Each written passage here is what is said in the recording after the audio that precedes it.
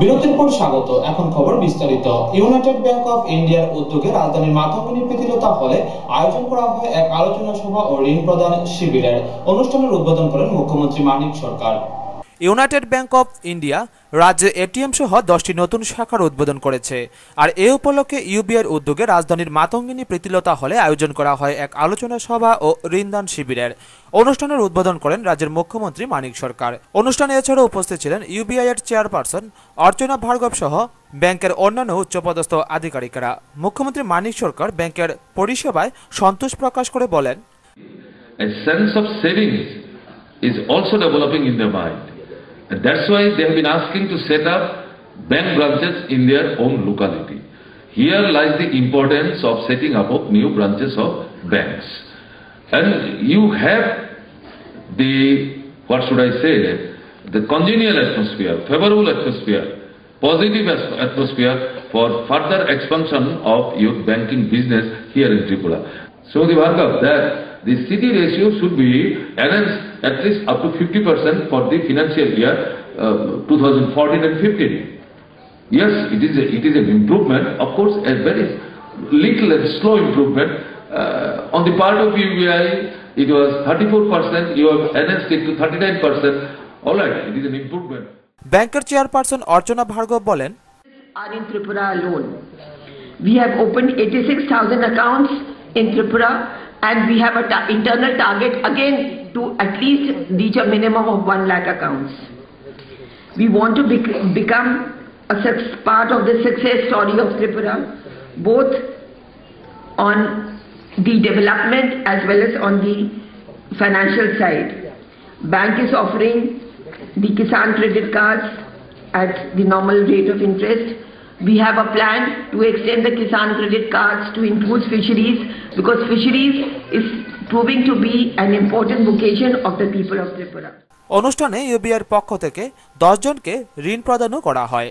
অনুষ্ঠানে সাধারণ মানুষের উপস্থিতি ছিল লক্ষণীয়। ব্যুরো রিপোর্ট, খবর ত্রিপুরা। এক নিরপরাধ ছেলেকে মারধর করলো পুলিশ। তার প্রতিবাদে রাস্তা রক্ষা করলো এলাকাবাসীরা। একসময় উত্তেজিত জনতার আক্রমণে আহত হন ওসি সহ 7 জন। ঘটনা কমলপুর মরাছড়া এলাকায়। ঘটনায় উত্তেজনা বিরাজ করছে গোটা এলাকায়। একজন নিরপরাধ ছেলেকে মদ সেবন করার অভিযোগে পুলিশের বেধড়ক মারধর। প্রতিবাদে রাস্তা রোকে জনতা। এসপিও ক্যাম্পে হামলা করে। প্রতিরোধে পুলিশ এগিয়ে আসলে উত্তেজিত জনতার হামলায় ওসি সহ আহত হন 7 জন। আহত ওসিকে জীবিতে রেফার করা হয়।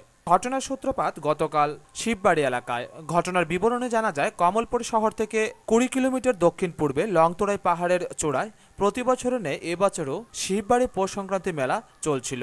গতকাল মেলার প্রথম দিন ভাইটু দেবরায় নামে 27 বছরের এক যুবককে ব্যাপক মারধর করে বলে অভিযোগ পুলিশের বিরুদ্ধে। মরাছড়া এলাকার মানুষের অভিযোগ, ভাইটু ভালো ছেলে, তাকে মদ খাওয়ার অভিযোগ তুলে পুলিশ তাকে বেধড়ক মারধর করে বলে এলাকাবাসীরা জানায়।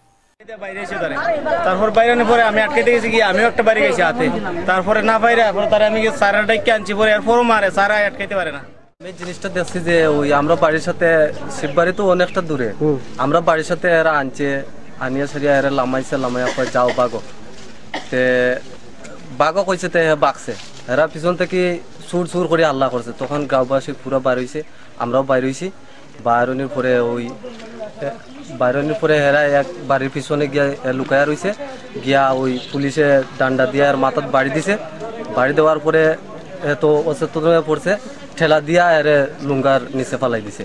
তখন গিয়ে আমরা দেখছি যে তখন পুলিশ আমরা কইছে যে এরে তুলে আনতাম, তখন আমরা আনছি না, কইছে আপনারা ইনচান কে তুলে আনেন। পুলিশে যখন বাড়ি দিছে তখন এর মাথা দিয়া, নাকে দিয়া, মুখে দিয়া বেদুম রক্ত বারো, এরপরে ঠেলা দিয়া ফালাই দিছে লুঙ্গার মধ্যে। তখন গিয়া আমরা তুলি। কিন্তু কালকে সে মদ খাইছে না, কিন্তু মদ আমি মনে করলাম যে গার্জেন পক্ষ থেকে যে হ্যাঁ মদ খাইছে, কিন্তু তোলা শিববাড়ি বাজারে লাঙ্গি মদ কেন বিক্রি হয়, এটা কেন তোলা ছাড়া হয় না? বাড়িয়ে বাড়িয়ে ঘুরে মদ দেখা যায় কি পুলিশরা মদ ধরতে গিয়ে তারা নিজেই মদ খায়। কালকে যতজন হেরে প্রচার করছে সবাই মদ খাওয়া ছিল, কেউ তো মদ ছাড়া যায়নি কালকে, তাহলে কেন ওকে মারা হয়েছে? আমরা জবাব চাই। 500 টাকা দিলে তারা ছাড়া দিয়ে আয়া করে রাম রাম কই আয়া করে কি আর হান্ডি পাতিল ভাঙবো, তারা নিজেই তারা শালারা মদ খায়। বাইটু টাকা দিছে না কই, আজকে বাইটুরে মাইরা এইভাবে লাশ করে ফেলা দিছে তারা। আয়োগ ঘটনা রাত 7:30 নাগাদ।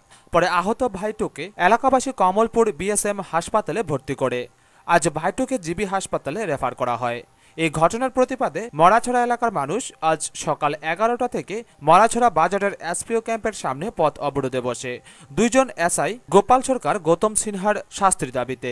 খবর পেয়ে মরাছড়া এসপিও ক্যাম্পের জওয়ানরা ঘটনাস্থলে আসলে উত্তেজিত জনতা এসপিও ক্যাম্পে হামলা চালায়। কোনো রকম পালিয়ে এসপিও ক্যাম্পের জওয়ানরা পঞ্চায়েত অফিসে ঢুকে আত্মরক্ষা করে। সেখানেও জনতা চড়াও হয়।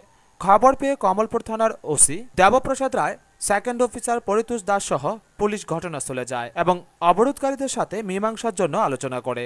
হঠাৎ ক্ষিপ্ত জনতা পুলিশের উপর হামলা চালায়।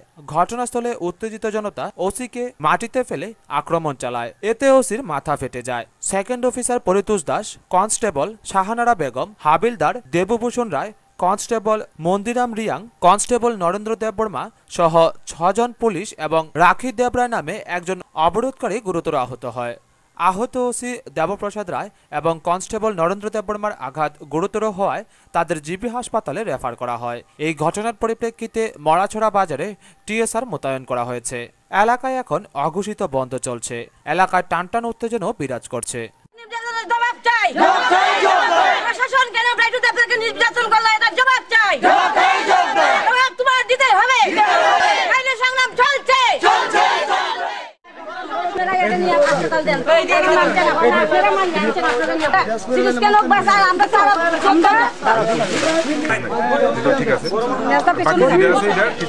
আবার যে চুপ সঙ্গে লুকও দিয়ে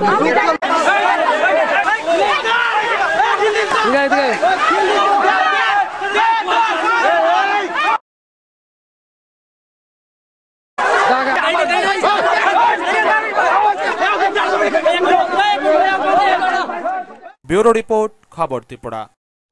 বক্সনগরে শুরু হতে যাচ্ছে 3 দিন ব্যাপী রত্ন উৎসব ও কারবালা স্মরণ সন্ধ্যা এবং বিশেষ হ্যান্ডলুম এক্সপো।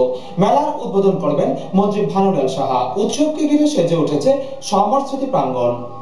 আগামীকাল বিকেলে বক্সনগর সমর স্মৃতি ভবন প্রাঙ্গণে শুরু হচ্ছে 3 দিন ব্যাপী রত্ন উৎসব ও কারবালা স্মরণ সন্ধ্যা এবং বিশেষ হ্যান্ডলুম এক্সপো।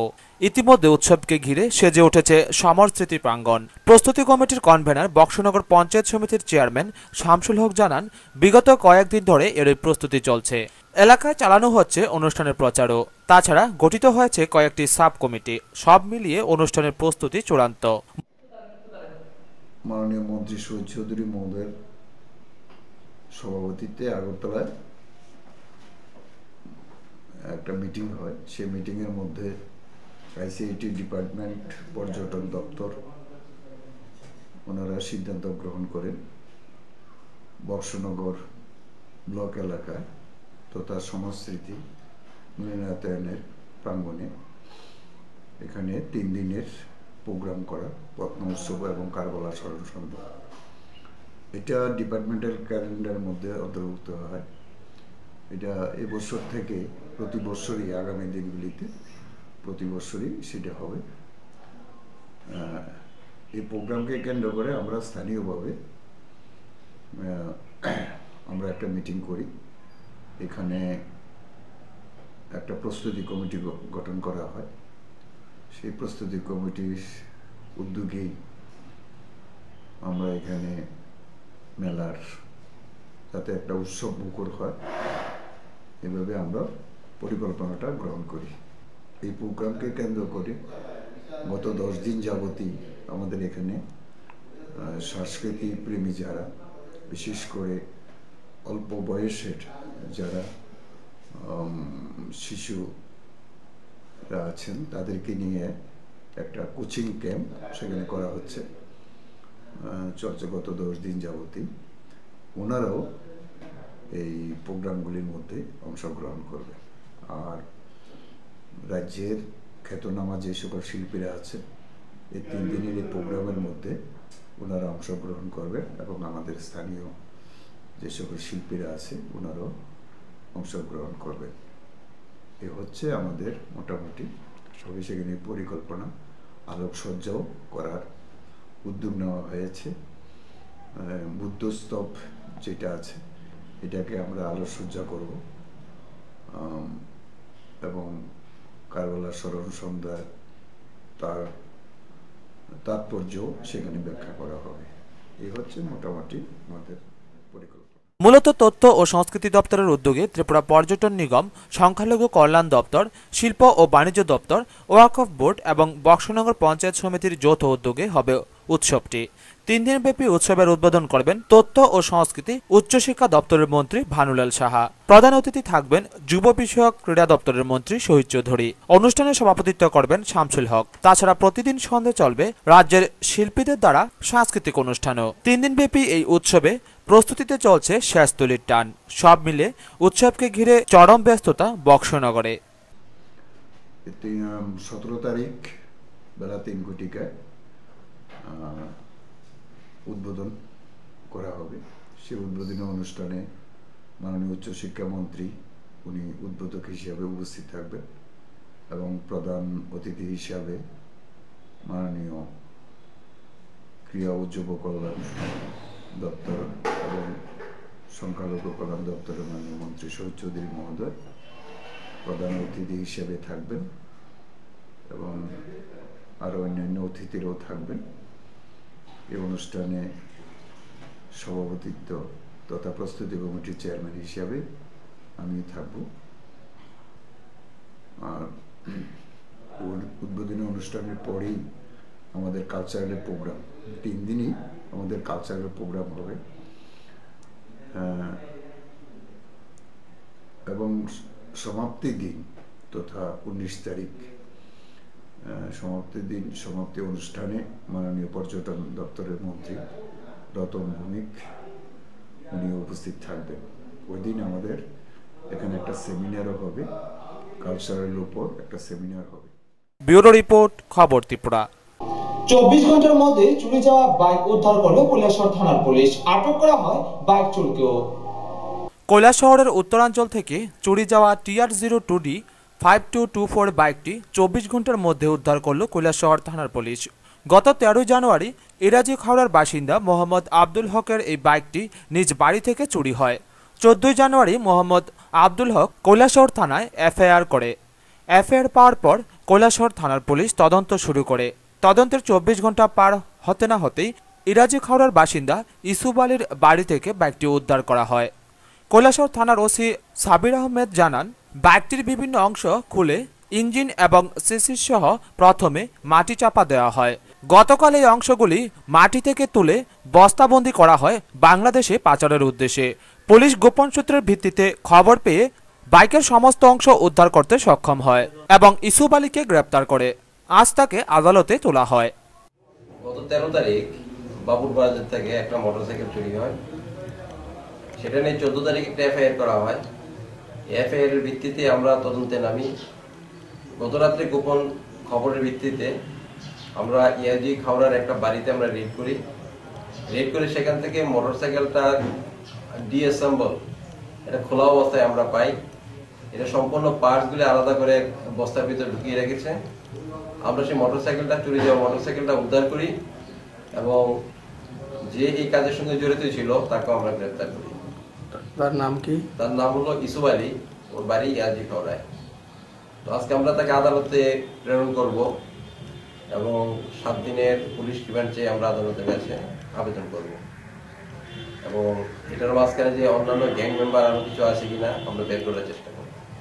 আমরা এখানে দেখতে পেলাম যে মোটরসাইকেলের বিভিন্ন পার্টস বস্তাবন্দি করা আছে। এগুলা কি কোন গর্ততে ছিল না মোটরসাইকেলে মাটি লাগানো রয়েছে? এগুলি ওরা মাটির নিচে রেখেছিল। মোটরসাইকেলটা প্রিলিমিনারি স্টেজে ওরা চুরি করে মাটির নিচে রেখে দিয়েছিল। তো গতকালকে মাটির নিচ থেকে তুলে এগুলি পার্টসগুলি সবগুলো খুলে বস্তা ভর্তি করেছে। আমার যতটুকু মনে হয়েছে এগুলি বাংলাদেশে পাচার করার উদ্দেশ্যে এইভাবে পার্টসগুলি আলাদা করা হয়েছে। ব্যুরো রিপোর্ট, খবর ত্রিপুরা। আগামী 18 জানুয়ারি এক প্রকাশ্য সমাবেশের মধ্য দিয়ে কমলপুরে শুরু হতে যাচ্ছে TSUর 3 দিনব্যাপী রাজ্য সম্মেলন। এক সাংবাদিক সম্মেলনে একথা জানান সংগঠনের রাজ্য নেতৃত্বরা। আগামী 18 জানুয়ারি থেকে কমলপুরে শুরু হতে যাচ্ছে ত্রিপুরা উপজাতি ছাত্র ফেডারেশনের 3 দিনব্যাপী ত্রিপুরা রাজ্য সম্মেলন। কমলপুর কলেজের অডিটোরিয়াম হলে বিমল সিংহ সভাগৃহে অনুষ্ঠিত হবে সম্মেলন উপলক্ষে 18 জানুয়ারি কলেজ মাঠে হবে প্রকাশ্য সমাবেশের প্রধান বক্তা উপস্থিত থাকবেন মুখ্যমন্ত্রী মানিক সরকার, কৃষিমন্ত্রী অঘোর দেববর্মা, স্বাস্থ্যমন্ত্রী তপন চক্রবর্তী, এসএফআই সর্বভারতীয় সাধারণ সম্পাদক ঋতব্রত ব্যানার্জি সহ এক ঝাঁক কেন্দ্রীয় কমিটির সদস্যরা। আজ মেলার মাঠ ছাত্র যুব ভবনে এক সাংবাদিক সম্মেলনে একথা জানান সংগঠনের সাধারণ সম্পাদক তপন দেববর্মা সহ অন্যান্য নেতৃত্বরা। উপস্থিত ছিলেন এসএফআই রাজ্য সভানেত্রী নীলাঞ্জনা রায়ও। এই স্লোগানটিকে আমরা সামনে রেখে আগামী 18 তারিখ থেকে আমাদের কেন্দ্রীয় সম্মেলন অনুষ্ঠিত হতে চলেছে। শিক্ষার কেন্দ্রীয়করণ, বাণিজ্যকরণ ও বিচ্ছিন্নতার বাদ। শিক্ষার কেন্দ্রীয়করণ, কেন্দ্রের যে শিক্ষার বেসরকারীকরণ এবং বাণিজ্যকরণের বিরুদ্ধে আমাদের সংগঠন অনবরত আমরা লড়াই আন্দোলন করছি এবং যে শিক্ষার উপর যে কেন্দ্রের সরকার যে শিক্ষার উপর যে আক্রমণ, তাতে আমরা আরো তীব্রতরভাবে আমাদের সংগ্রামকে উজ্জীবিত করার জন্য আমাদের ছাত্র বন্ধুদের কাছে আমরা এই সম্মেলন থেকে। ব্যুরো রিপোর্ট, খবর ত্রিপুরা। সিপিএম সোনামুড়া অঞ্চল কমিটির উদ্যোগে অঞ্চলের বিভিন্ন প্রকার ভাতা প্রাপকদের নিয়ে এক মত বিনিময় সভা অনুষ্ঠিত হয় সোনামুড়া টাউন হলে। সোনামুড়া নগর পঞ্চায়েত ও তার আশপাশের কয়েকটি গাঁও সভার সমস্ত রকমের ভাতা প্রাপকদের নিয়ে সোনামুড়া টাউন হলে অনুষ্ঠিত হয় এক মত বিনিময় সভা। ভারতের কমিউনিস্ট পার্টি মার্ক্সবাদী সোনামুড়া অঞ্চল কমিটির উদ্যোগে এই জাতীয় বিভিন্ন প্রকল্পের ভাতা প্রাপকদের নিয়ে অনুষ্ঠিত হয় এই সভা। সভায় উপস্থিত ছিলেন সিপিএম সোনামুড়া বিভাগীয় সম্পাদক মণ্ডলীর সদস্য তথা নগর পঞ্চায়েতের চেয়ারপারসন নারায়ণ চক্রবর্তী, সিপিএম সোনামুড়া অঞ্চল সম্পাদক ওহিদুর রহমান, বিভাগীয় সদস্য নিহার সাহা সহ অন্যান্য অঞ্চল নেতৃত্বরা।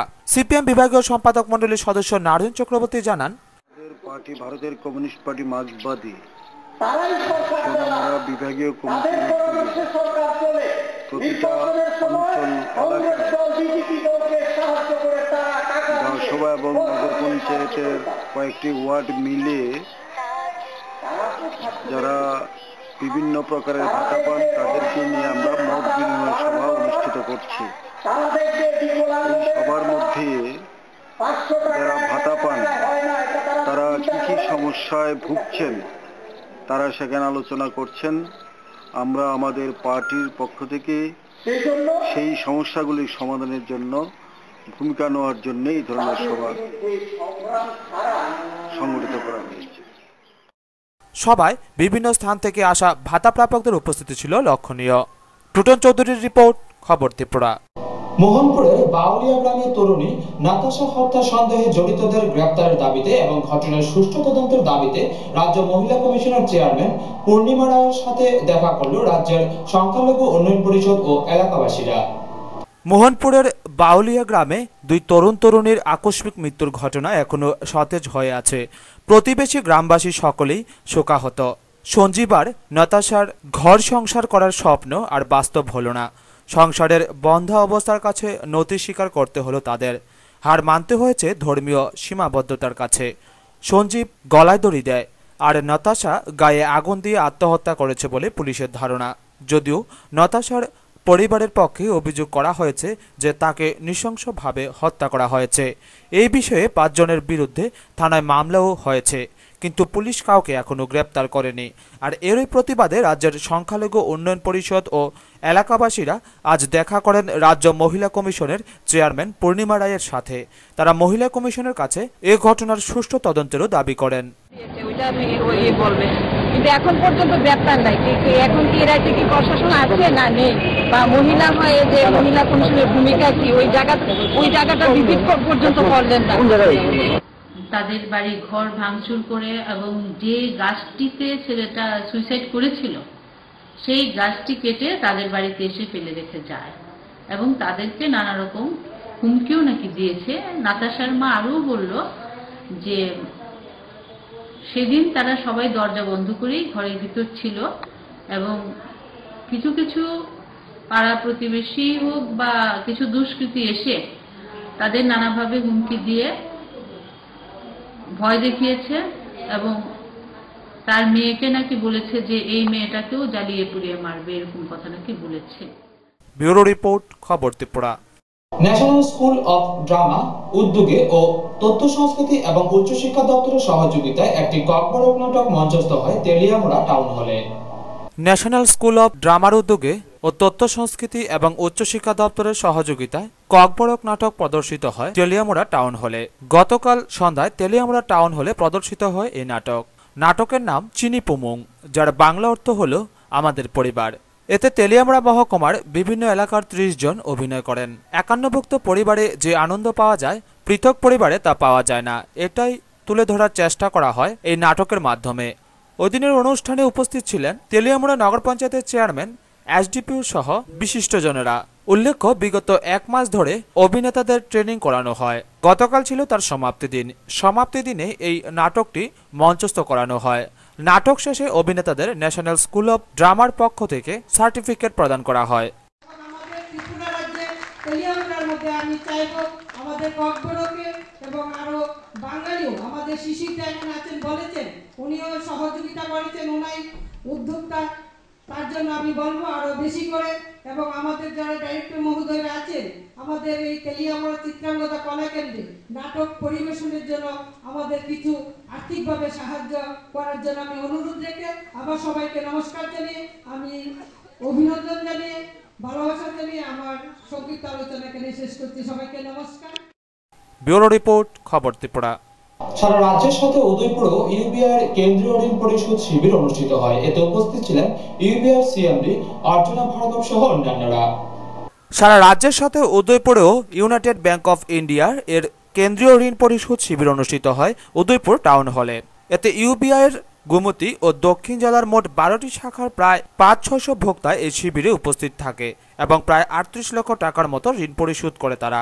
এদিনের এই ঋণ পরিশোধ শিবিরে উপস্থিত ছিলেন ইউবিআই এর সিএমডি অর্চনা ভার্গব। শ্রীমতী ভার্গব এই শিবিরে উপস্থিত ভোক্তাদের ঋণ পরিশোধ করার প্রবণতা দেখে খুব আপ্লুত হন। তিনি ভোক্তাদের সাথে করমর্দন করেন। এদিনের শিবিরে আরও উপস্থিত ছিলেন জিএম মানস ধর, ডিজিএম পরীক্ষিত সুবুদ্ধি। সাউথ ত্রিপুরা এটা প্রথম ঋণ আদায় শিবির করছি আমরা জানুয়ারি মাসে, কিন্তু মার্চ মাসের আগে আমরা আরও 3টে এভাবে ঋণ আদায় শিবির করব।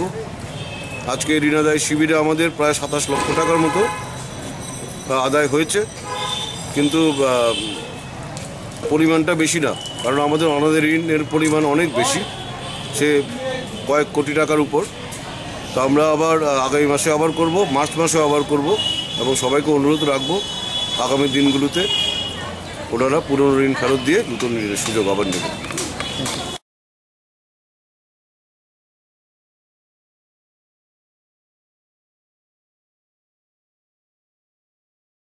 উদয়পুর থেকে বাণীব্রত দত্তের রিপোর্ট, খবর ত্রিপুরা। জমি ও টাকা নিয়ে পারিবারিক ঝগড়ার জেরে গুরুতর আহত হলো বাবা ও ছেলে। ঘটনা সোনামুড়া থানাধীন পূর্ব আড়ালিয়া গ্রামে। জমি নিয়ে পুরনো বিবাদের জেরে সংঘর্ষে আহত হন 2 জন। ঘটনা সোনামুড়া থানাধীন পূর্ব আড়ালিয়া গ্রামে। ঘটনায় জানা যায়, খাতুন বিবি নামে এক বৃদ্ধ মহিলা তার নাতিকে 50,000 টাকা দেয় বাইক কেনার জন্য। ওই মহিলা তার কিছু সম্পত্তি বিক্রি করে এই টাকা ব্যাংকে রেখেছিলেন, আর আজই এই টাকা ব্যাংক থেকে তুলে তার নাতিকে দেওয়ার জন্য। খাতুন বিবির ছেলে ইদ্দিস মিয়া এই টাকা নিয়ে বাড়িতে যাওয়ার মাত্রই ক্ষিপ্ত হয়ে ওঠে খাতুন বিবির অন্য 3 জন ছেলে এবং তাদের ছেলেরা। বাড়িতে এসে মারধর করে ইদ্দিস মিয়া ও তার ছেলে জুয়েল হোসেনকে। ছিনিয়ে নিয়ে যায় 50,000 টাকাও। এতে গুরুতর আহত হয় ইদ্দিস মিয়া ও তার ছেলে জুয়েল হোসেন। তাদের সোনামুড়া গ্রামীণ হাসপাতালে ভর্তি করা হয়। এ ব্যাপারে 6 জনের নামে সোনামুড়া থানায় একটি মামলাও করা হয়। গেছি ব্যাংকে, আমার ছেলেটা রিটার্ন করছে, ওই ফার্স্ট করে কইছে আমি বাইক কিনে দিতাম। টাকা কিন্তু আমার কাছে না, আমার মা কিছু টাকা রাখছে আমার কাছে। আমি বেশি মার কাছে দিয়ে যাইয়া বোনের কইতে আছে যে আমার বোন কিছু টাকা দামি 1 ঘন্টা টাকা ইন্টারনেট লেজার করে 5 ঘন্টা বেশি, আর কিন্তু 1 ঘন্টা কাওড়া দিবার সময় তোর টিয়াটা লইয়া তোমার টিয়াটা তোমার দিতে দিন বলা অজ্ঞানী গেছে না। এবার টিয়াটা লই তারা তারপর গেছে কি আমার হারা ঘরে উঠে আলে সাথে সবাই মারতে চাই সব। ঘটনাটা কয়টার দিকে হয়েছে? কত 5টা বাজে, 5টা বাজে, 5টা বাজে। হ্যাঁ, আমার নামটা? আমার নাম ইদ্দিস মিয়া। আমার ভূতেরে কইছি ব্যাংকে তুন টিয়া লইতো নিতো টিয়া নিতো টিয়ারে ভূতে ব্যাংকে তো টিয়া লইয়া রে এই ঘর গেছে যাইয়া রে কত আগুন কিনে রে বইতে টিয়া বসাইয়া এত আসছে না। এই যে আইরে বেড়ায় বেড়ি কুল্লুরি আইরে তেলকা আমার ভূতেরে গত ছেঁচাই নিয়ে রে উঠানো, আর ভূতেরে মারছে, নাতিরে মারছে, আমার টাকা উড়ে হালাই দিচ্ছে। অনেক কি হয়েছে? টাকা নেই, টাকা কি এর টাকা আসলো? এটি ব্যাংকে আসছিলাম আর কি। আমি নিজে আমার বাপের দিনের সম্পত্তি বেচা ব্যাংকে আসছি। আমরা ঘরের মধ্যে আমি বাবু চা খাইতেছি, চা করার পরে তারপর আমার যাতে বের আছে চাইয়া বাবু ডাকদিন পরে বাবু কোথাও শুন এদিকে যা করতাম করতেছে মানে আমরা দিকে বাড়লি পারো না আমারও তারা মারতে মারো না আমার বুক লাগানো পিট হয়ে গেছে মানে যে শুন তারা যে শুন বাবু কবর থেকে টাকাটা পড়ছে এটা আমি দেখছি।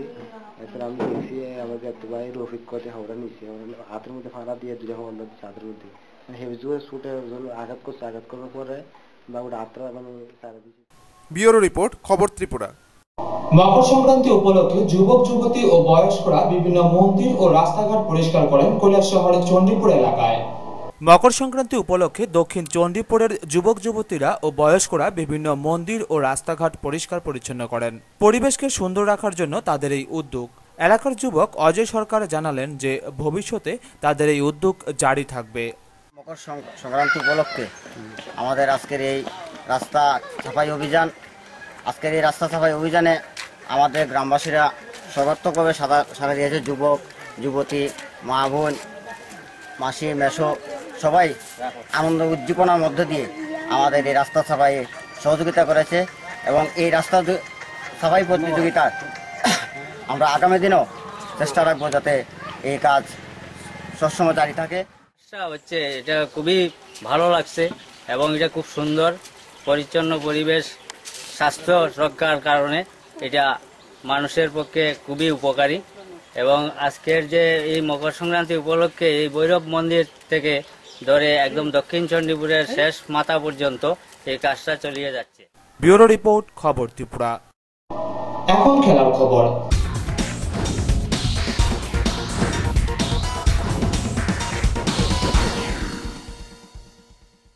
59তম অনূর্ধ্ব-17 জাতীয় স্কুল ফুটবল টুর্নামেন্টের দ্বিতীয় দিনে দক্ষিণ জেলা সদর বিলোনিয়ায় অনুষ্ঠিত হয় মোট 6টি ম্যাচ। 59তম অনূর্ধ্ব-17 জাতীয় স্কুল ফুটবল টুর্নামেন্টের দ্বিতীয় দিনে দক্ষিণ জেলা সদর বিলোনিয়ায় অনুষ্ঠিত হয় মোট 6টি ম্যাচ। আজ সকাল 8টায় বিকেআই মাঠে রাজস্থান ও অরুণাচলের মধ্যে অনুষ্ঠিত হয় দিনের প্রথম খেলাটি। এতে অরুণাচল 11-0 গোলে পরাজিত করে রাজস্থানকে। অন্যদিকে সকাল 8টায় বিদ্যাপীঠ মাঠে মুখোমুখি হয় চণ্ডীগড় ও কর্ণাটক। এই ম্যাচে কর্ণাটক চণ্ডীগড়কে 3-2 গোলে পরাজিত করে। সকাল 8টায় অন্য একটি ম্যাচ অনুষ্ঠিত হয় নর্থ বিলোনিয়া মাঠে। এতে মুখোমুখি হয় ঝাড়খণ্ড ও মণিপুর। এই ম্যাচে মণিপুর ঝাড়খণ্ডকে 3-0 গোলে পরাজিত করে। দিনের দ্বিতীয় ভাগের 3টি ম্যাচ অনুষ্ঠিত হয় বেলা 2:30 নর্থ বিলোনিয়া মাঠে ম্যাচটি হয় নবোদয় বিদ্যালয় সমিতি ও রাজস্থানের মধ্যে। এখানে নবোদয় রাজস্থানকে 4-2 গোলে পরাজিত করে। অপর ম্যাচটি হয় চণ্ডীগড় ও মণিপুরের মধ্যে। এখানেও মণিপুর চণ্ডীগড়কে 6-1 গোলে পরাজিত করে। সর্বশেষ ম্যাচটি অনুষ্ঠিত হয় ঝাড়খণ্ড ও কর্ণাটকের মধ্যে। এক হাড্ডাহাড্ডি লড়াইয়ের মধ্য দিয়ে 1-0 গোলে জয় পায় কর্ণাটক। আগামীকাল একটি নিয়ম রক্ষার ম্যাচ হবে ঝাড়খণ্ড বনাম চণ্ডীগড়ের মধ্যে এবং 2:30 টুর্নামেন্টের প্রথম কোয়ার্টার ফাইনাল অনুষ্ঠিত হবে অরুণাচল ও মণিপুরের মধ্যে। ব্যুরো রিপোর্ট, খবর ত্রিপুরা। 59তম অনূর্ধ্ব-17 জাতীয় স্কুল ফুটবল ক্রীড়া প্রতিযোগিতার কেরালা বনাম বিহারের মধ্যে একটি ম্যাচ অনুষ্ঠিত হয় বিশ্রামগঞ্জ মিনি স্টেডিয়ামে। এতে কেরালা 3-1 গোলের ব্যবধানে জয়ী হয়। 59তম জাতীয় অনূর্ধ্ব-17 স্কুল ফুটবল টুর্নামেন্টের কয়েকটি ম্যাচ বিশ্রামগঞ্জ মিনি স্টেডিয়ামে অনুষ্ঠিত হবে। আজ সকালে বিশ্রামগঞ্জ মিনি স্টেডিয়ামে প্রথম ম্যাচটি হয় বিহার ও কেরালার মধ্যে। তাতে কেরালা 3-1 গোলের ব্যবধানে জয়ী হয়। খেলা শুরুর আগে দুই দলের খেলোয়াড়দের সাথে পরিচিত হন টুর্নামেন্ট কমিটির কনভেনার তথা বিধায়ক কেশব দেববর্মা, চরিলাম কেন্দ্রের বিধায়ক রমেন্দ্রনারায়ণ দেববর্মা সহ অতিথিবৃন্দ। ফুটবলে লাথি মেরে খেলার সূচনা করেন বিধায়ক কেশব দেববর্মা। খেলা দেখার জন্য মাঠে দর্শকদের ভিড়ও ছিল চোখে পড়ার মতো। খেলা শেষে বিশ্রামগঞ্জ প্লে সেন্টারের পক্ষ থেকে দুই দলের খেলোয়াড়দের স্মারক তুলে দেন বিধায়ক কেশব দেববর্মা, ক্রীড়া দপ্তরের জয়েন্ট ডাইরেক্টর সুব্রত দেববর্মা প্রমুখ। দেখেছেন এখানে যেভাবে দর্শকরা এই সকাল সময়ে যেভাবে উপস্থিত হয়েছে, এতে করে প্লেয়ার্সরা একদিকে যেমন উৎসাহিত হচ্ছেন, অপরদিকে এই এলাকা